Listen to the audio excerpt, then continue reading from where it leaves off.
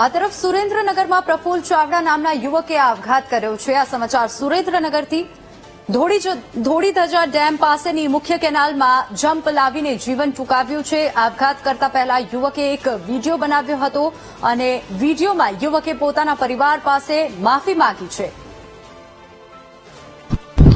હું સારો સન નથી બની શક્યો, સારો બ્રધર પણ નથી બની શક્યો અને સારો મિત્ર પણ નથી બની શક્યો અને આટલા વર્ષો મેં જોબ ના કરી અને તમને બહુ પણ હેરાન કર્યા છે। મેં એવું નહોતો કરવા માંગતો, હું આવો નહોતો, પ્લીઝ મને સમજજો। હું થાકી ગયો છું, અંદરથી બહુ તકલીફમાં છું, મને માફ કરી દેજો પ્લીઝ। ગિરેશભાઈ, રાહુલભાઈ, બનેવી, મમ્મી, બેન, મમ્મીને સાચવજો પ્લીઝ। ગિરેશભાઈ, રાહુલભાઈ, મમ્મીને સાચવજો તમે પ્લીઝ।